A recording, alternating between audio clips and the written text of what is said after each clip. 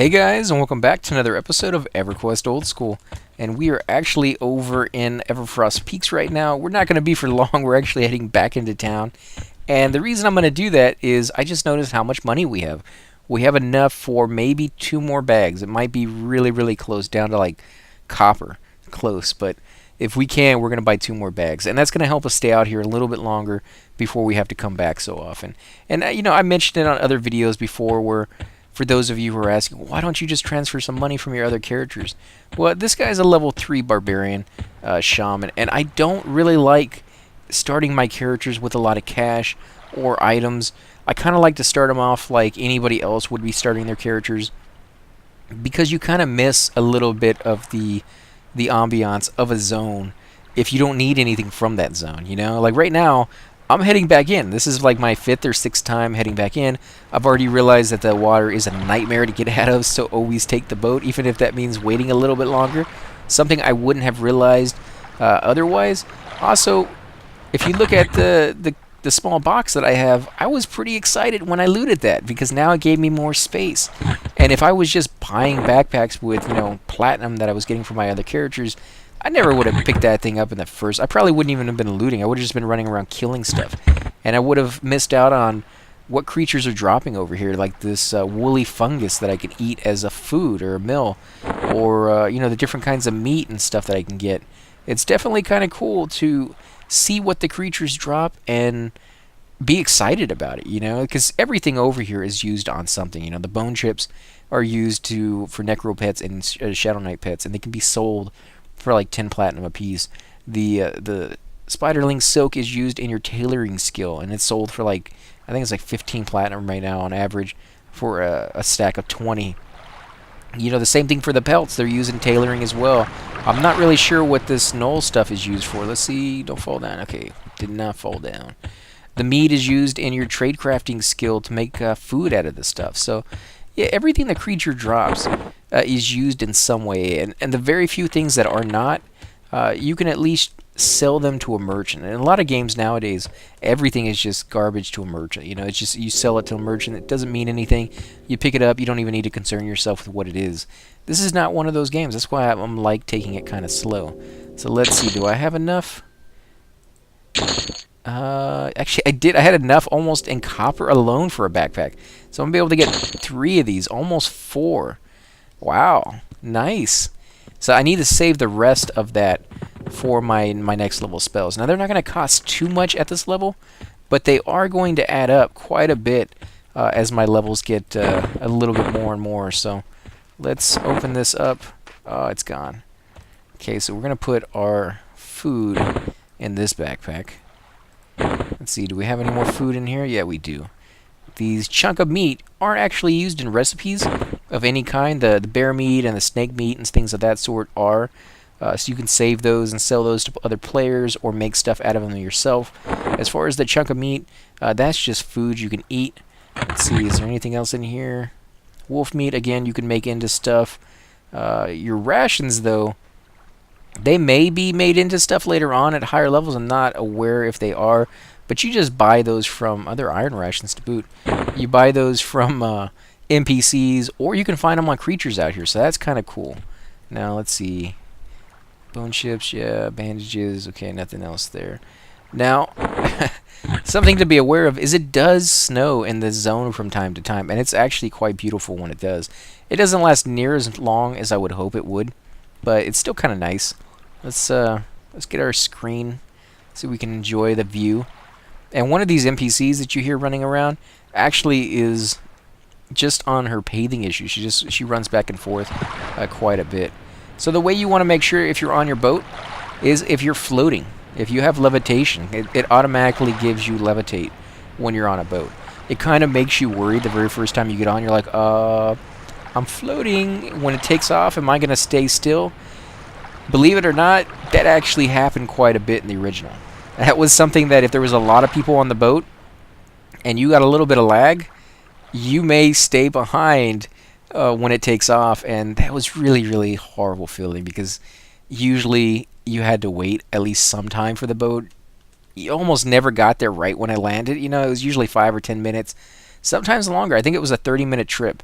So at the very longest time you could possibly wait would be 30 minutes. And I was just watching a video from ZK, who was going over to Freeport, and right as he pulled up, I kid you not, he caught it on camera. Right as he pulled it up, the boat was taking off, and it looked like it was right at the docks because he was getting a little bit of lag. It wasn't quite, refreshing as fast as it could have been. And so when he ran up, he's like, "Oh, perfect timing, right?" And then poof, it's gone. And it was just like one of those facepalm moments where you're like, "Oh my God, I know exactly what that's like," because I've done that tons and tons of times back in the day. So I was sitting there cracking up laughing, but I felt completely horrible about it because it is one of those things. I knew exactly how he felt. That's not a good feel. That's a rough. It's a rough time because nobody wants to sit there for 30 minutes. It is part of the game, and it's one of the things I love about it. But it definitely is one of those things that it's kind of rough. It's rough. And so when he had it happen to him, it was one of the funniest things I had seen in a long time, but still pretty bad. And so he ended the video there, and I completely understand why. Because sitting there waiting for the boat is kind of romantic if you're there with your girlfriend. For those of you who have somebody to play with, as far as like a wife or a girlfriend who's actually into the same games as you are, that's an amazing thing, guys. Be very, very thankful that you have something like that, because that's pretty rare. And for those that have seen it, the game is magnified because you have that. You'll have date night, and date night can be just going off to a new zone and exploring it together, and having that person that you can constantly rely on to go see new places. A lot of people don't have that. A lot of people, even people who play with friends, don't always have that person they can call upon and be like, "Hey, you want to go try out Solus B tonight, or Lower Guck, or Najina, or something like that?" Because sometimes they're going to be busy. And for those of you who are wondering why the graphics are looking kind of the way they are right now, it's dark out here, and that's why you get a lot of these shadows. I don't know what it's going to look like on the finished product, because from what I've noticed is when I record, I can see just fine during the nighttime. But then when I actually go back and watch the video, it recorded it like it was actually meant to be seen, without like the bar being moved on the gamma or whatever, and it's really, really dark. And when I watched it, I'm like, how in the world am I seeing where I'm going? And then I remember that it doesn't look that dark on my screen. So hopefully this is not complete and total pitch black for you. If it is, that might be kind of interesting. That might be a unique way of seeing the zone without being completely blind to it. And again, in this game, the darkness was supposed to play a factor. It was one of those things where you could get like light stones that would allow you to have like this aura of light around you, so you could see at least a little bit better around, within like 10 or 15 feet of you. It did make a difference. It was a big enough difference that most people would actually go out and get a light stone and actually keep it on their body. And I don't think you could have it in a backpack. I think you had to have it in an open slot for it to work. And I do think you could hold it on your character in a...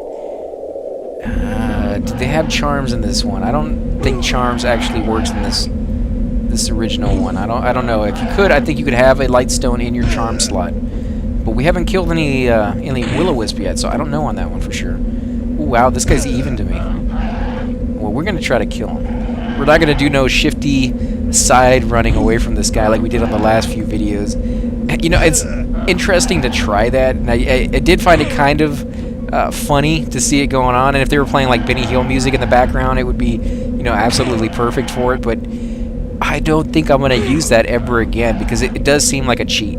I understand why people use it, and I definitely wouldn't fault or begrudge anybody from doing that. But yeah, I don't think it's for me, because it does take away a little bit from the game, and it basically gives you almost super run speed away from an enemy when you should be going a lot slower. So as you can see, he has a dagger in his hand. In fact, let me move over here. For those of you who are paying close attention, you've already seen it, but there it is. There's a dagger in his hand, and when you loot his corpse, he will have a dagger on his corpse. Now, it's just a rusty dagger. It's nothing special, but later on, when you're hunting named creatures, you can use that no pup scalp, okay?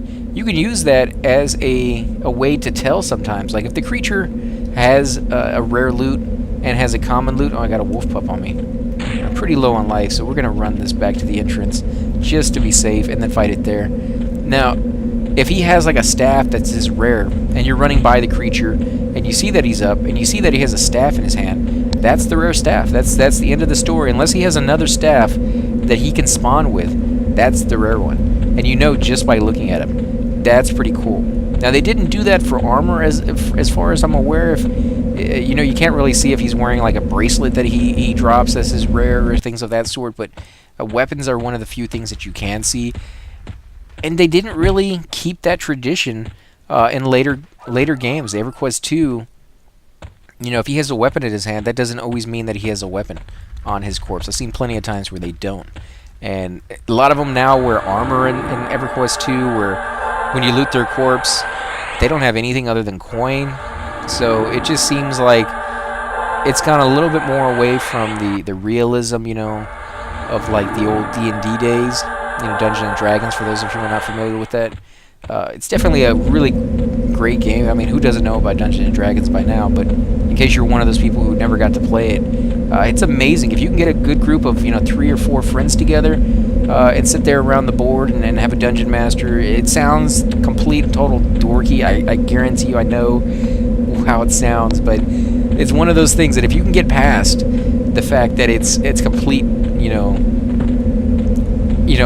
out there in the dork field. And I say that having played that for the majority of my teenage years, it's definitely really, really fun. And, you know, I was one of those few people, I guess, because, you know, when I hear about other people's experience with high school, it's a little different from mine, because I played football and I played in band, and at some point in 7th grade, I actually, not 7th grade, I think it was 8th grade actually, I had to choose between playing band and football, because, you know, a lot of the games would actually start falling on the same days. I mean, you just couldn't go to both. And they, you know, the band members knew which way you were going to go.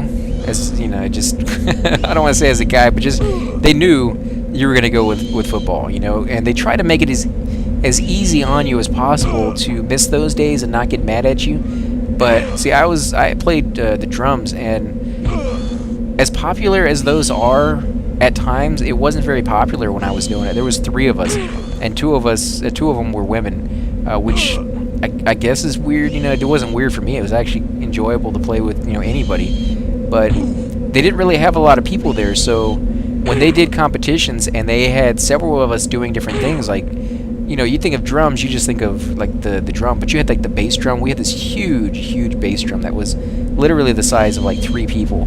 It was big, and it was fun to play. I always loved playing that thing, because when you hit it, it sounded like thunder, and you felt, because you were so close, you felt like this rumble all over you. It was just this amazing instrument that really, wow, level 4 already.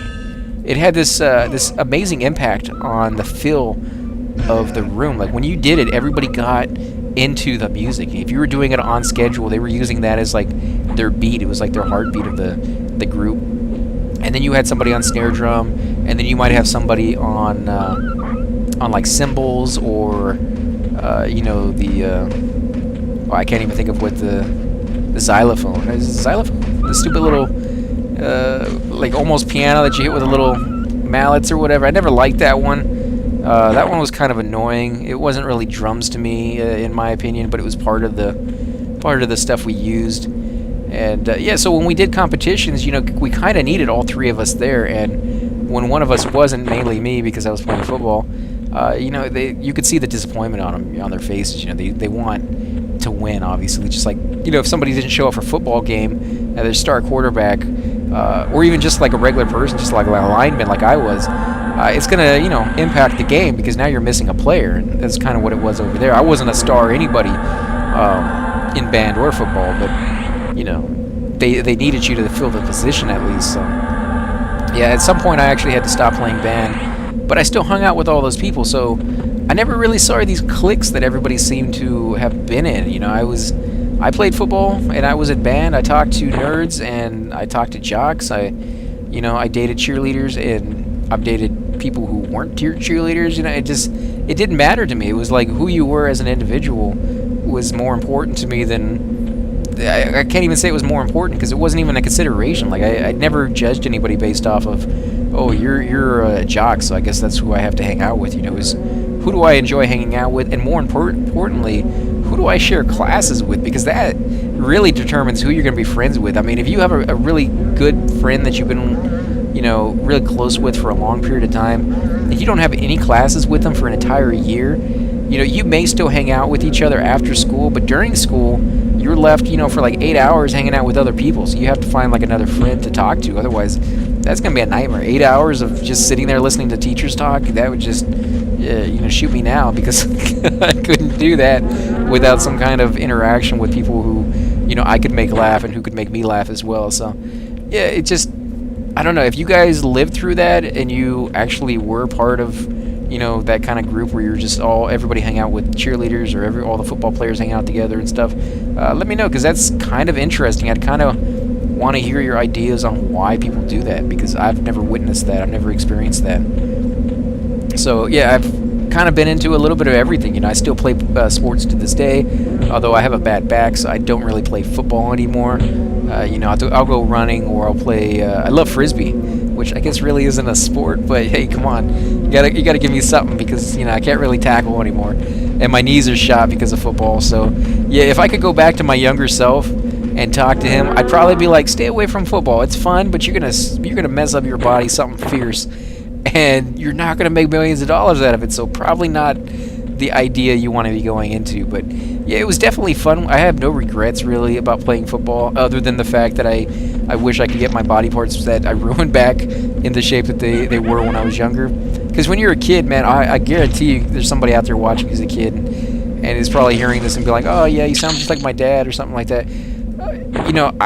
The exact same stuff I'm saying to you is the exact same stuff my dad used to say to me when I was younger, and I didn't get it. And you're not going to get it, I guarantee you. You're just not going to accept it, and it's just one of the things about being young, which is another thing you're probably rolling your eyes about, but it's true, man. If you have the mind enough to actually listen to what I'm saying, you'll learn a whole lot, as far as just accepting the fact that your body can snap back from pretty much anything at your age. Doesn't mean, though, that you're not doing damage to it in the long run, because you are.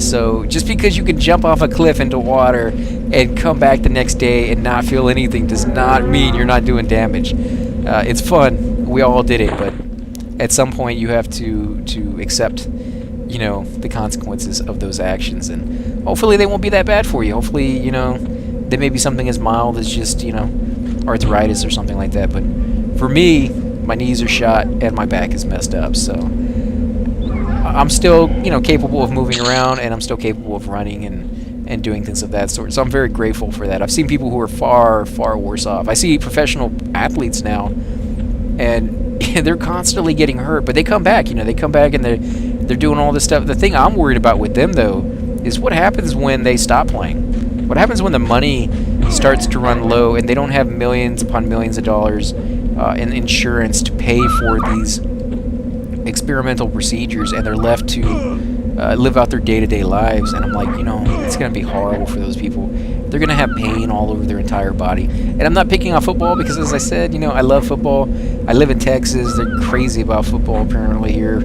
Everybody is. And I'm pretty sure pretty much any sport has its drawbacks. I've heard gymnastics has pretty horrible, effects on some people, especially, people who are still growing, they're still developing, and they're putting their bodies through this much, stress, and it can really take off a few inches, sometimes a lot more than a few inches off of their height, what they were going to be, because of all this stuff. I think this guy's, he's blue. I thought he was going to be even, but yeah, I think every sport has its drawbacks, but as long as you enjoy it, I think it's okay to a certain extent. Just try to be a little bit more careful with your body, that you do not appreciate even close to what you probably should. But yeah, again, I'm just thinking back at the back of my head, I'm like, yeah, that's exactly what my parents used to say. You do not appreciate it. And by the time you do, it's too late. So yeah, completely right. So if you're young and you're watching this, man, come on, listen to it, pay attention to it. Maybe you'll be one of the few people who actually take that advice and are better off. Maybe you'll be in like 20 years listening, and saying something different. Like, I took that advice and And now I'm the only one that I know that doesn't have knee problems, and I'm still able to walk around. Although technology is getting so much better, I imagine that eventually we're all going to become like that movie Wall-E, where you just kind of, you know, zoom around on our hot seats and not really ever have to get up. Because who wouldn't want a hot seat that had, you know, everything you could possibly want on it? Although they never did explain, because no movie ever does, you know, where do they go to the bathroom? There's never any toilets in movies like that. I don't know why it's such a taboo topic to even mention. You know, and I'm kind of glad that there are countries and people out there. Can I not loot this thing? You know, actually talking about it and developing new technology for it, because it's one of those things that really people always feel, oh, it's dirty, we don't want to talk about that, it's a disgusting topic, right? Well, without discussion, nothing ever changes. You know, you can't develop new technology if you're not willing to discuss new ideas about it. Yeah, it's disgusting, but it's part of life, and you know, you gotta accept it whether you want to or not. So you might as well use some of this great, unbelievably cool technology that is just all around us to make it better, to make it easier on people, to make it cleaner. You know, and you can't do that if the discussion is just one of those things where we don't even want to hear about that, and that just seems to be the case. My faction standing with the Guards of Quenos got better, Jagged Pine Tree Folk got better, Merchants of Quenos got better, Sabertooths of Blackborough got worse, and the Silent Fist Clan got better. Wow, so mine got better with a lot of people other than the Blackborough's Sabertooths. But I can live with that, because we're going to go to Blackborough eventually and just go to town on those guys. But it's usually pretty camp, because from what I hear, there's something that drops off at the Sabertooths that tons and tons of people want. Now this guy over here, he's blue. I guess there's two of them over here, though. I don't know if we want to kill that guy.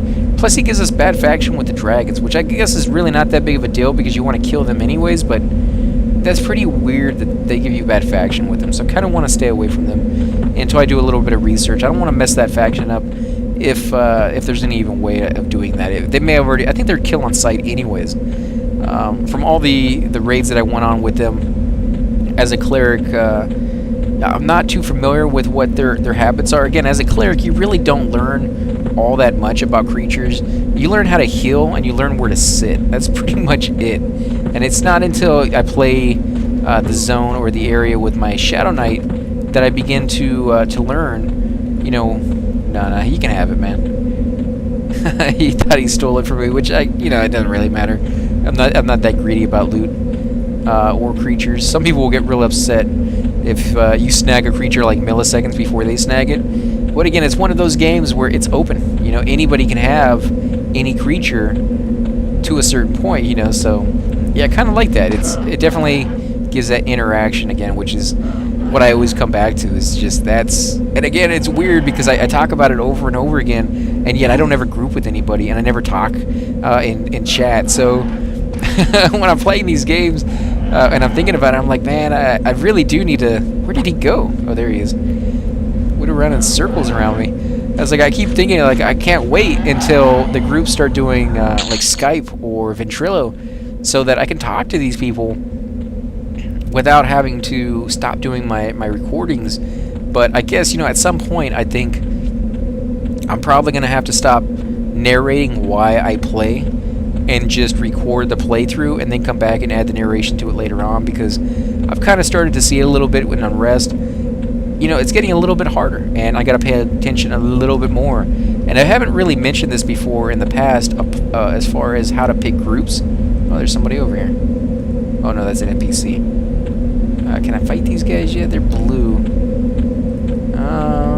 No, they were too hard last time. I'm going to stay away from them. I'm going to come back over here.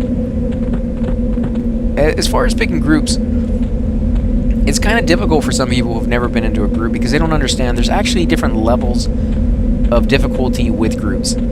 If you're going to sit in a room that's established and it's in a zone that's camped and has a decent amount of people to pull from if somebody leaves, that's an easy group. That's a low stress-free group for the most part. Now, if you're going to join a group that's in a zone that's not very camped, that might be, even if they're sitting in a room, that might be a little bit more stress, because you're going to have a little bit more work on your side, because there's fewer and fewer people in your group. So there's a little bit more stress there. Let me see if this is a vengeful skeleton. No, he's decaying.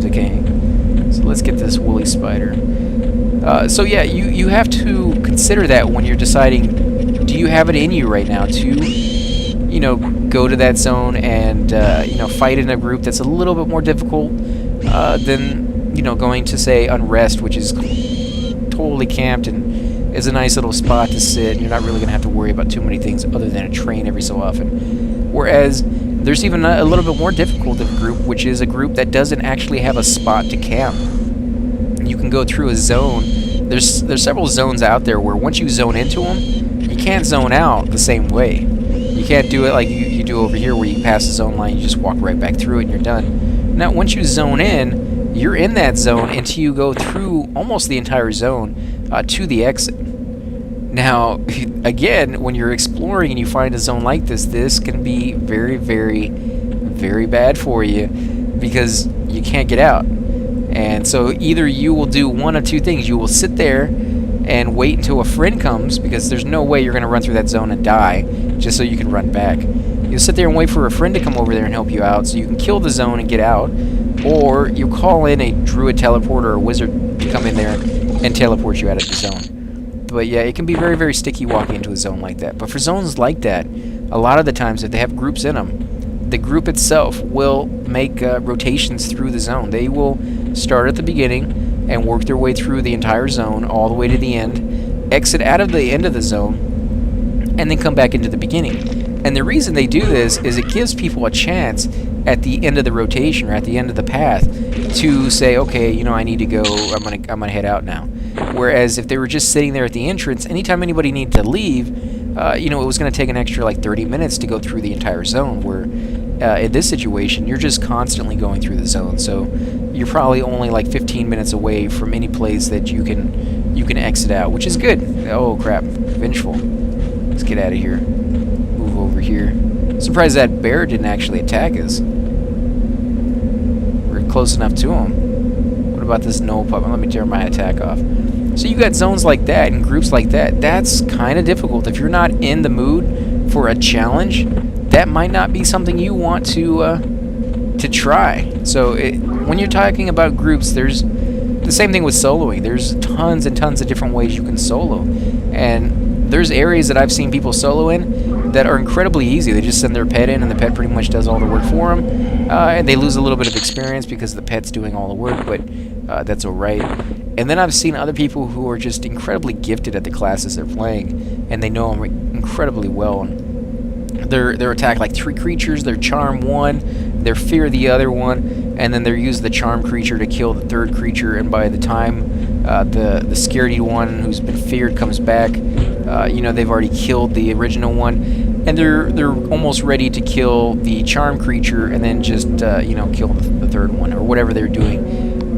They do all that by themselves, and it's kind of stressful. I've watched them do it, and it's like they got to get the timing right, and they got to do all this right, because if they get anything wrong, you know, basically they have 3 creatures on them, and they're not even able to tank 1, you know. So they got to get that timing right, and they got to get their spells off, and they got to make sure that they don't get any adds, because they have just enough power to do the 3 and not really any more to spare. And it's pretty impressive, but that could be kind of tiring. So I do see why sometimes, you know, people are just like, you know, I don't really feel like, you know, being uber today. You know, it takes a lot out of you, and you just want to chill and kill some low level stuff, or get into an easy group.